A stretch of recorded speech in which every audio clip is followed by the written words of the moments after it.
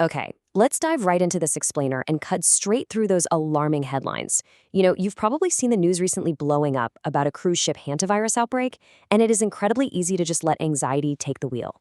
But today, we're going to push pause on all that and look purely at the science to separate the facts from the fear. To replace all that confusion with actual clarity, here's our roadmap. First, we'll look beyond the panic headlines. Then, we'll uncover the invisible exposure problem, break down exactly how hantavirus attacks the body, assess your real personal risk, and finally, detail the concrete protocols, immunity tips, and actions you can take to protect yourself. So, let's jump right into section 1, beyond the panic headlines.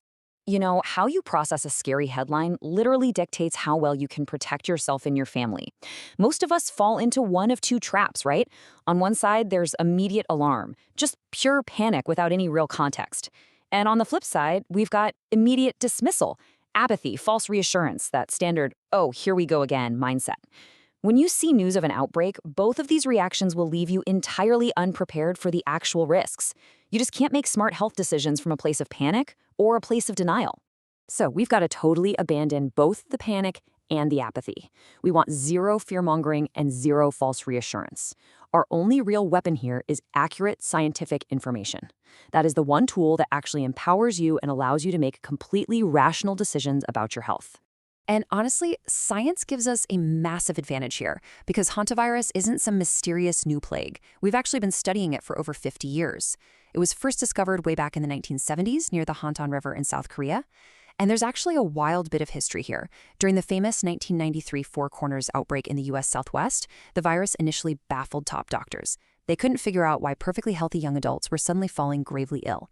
But brilliant scientific detective work cracked the case, and we've been carefully tracking this family of about 20 viral species for over half a century.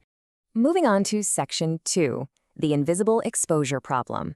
When infectious disease specialists look at this, they focus on a really specific concept.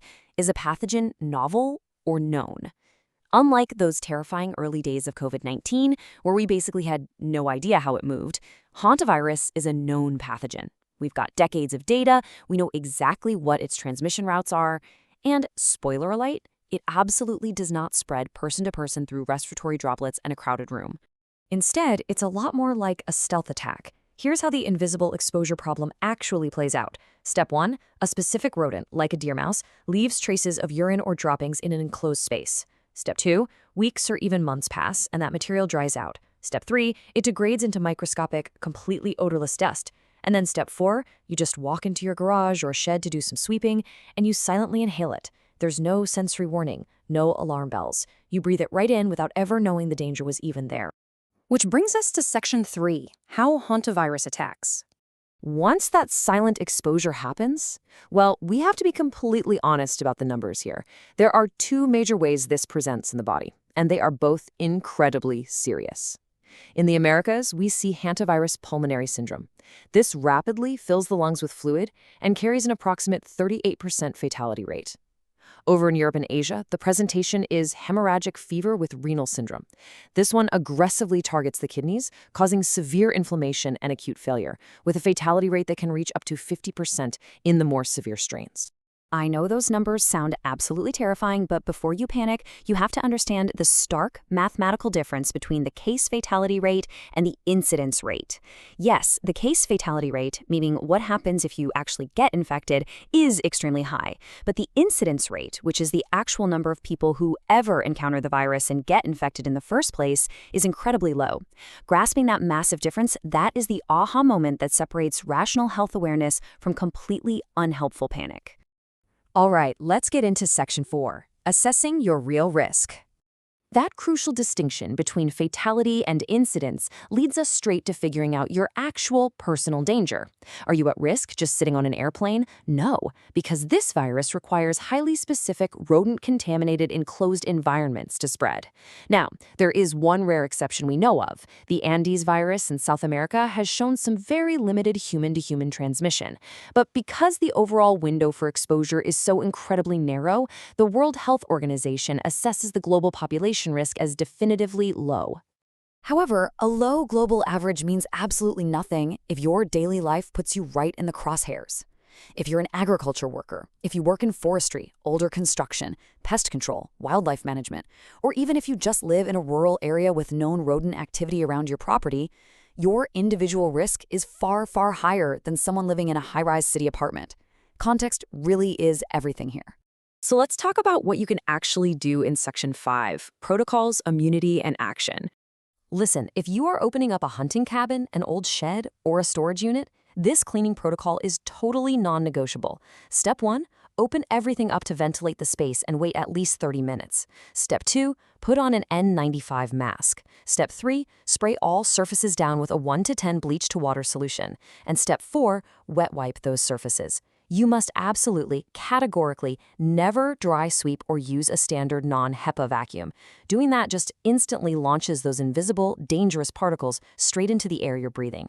Following this protocol alone removes the vast majority of your exposure risk. Now here is a number you really need to commit to memory: 1 to 8 weeks. That is the terrifyingly silent incubation window for hantavirus. You could literally be exposed and then feel completely normal for up to 2 months while the virus replicates in the shadows, before you suddenly develop symptoms. If you develop a fever, significant muscle aches, or progressive shortness of breath within that 1 to 8 week window after cleaning an enclosed space, you need to go to the ER immediately. And here's the absolute key: you must explicitly tell the doctor about the potential rodent exposure. That single piece of information changes their entire diagnostic process. But beyond just controlling your environment, we need to think about your body's own defense system. Especially for men over 45, optimizing your baseline immune competence is your primary defense against any serious pathogen. This means consistently getting 7 or more hours of sleep so your immune system can run its proper surveillance. It means getting your vitamin D levels tested because a deficiency there severely impairs your immune response. It also means reducing inflammation-driving visceral fat around your midsection and actively monitoring any underlying chronic conditions with your doctor.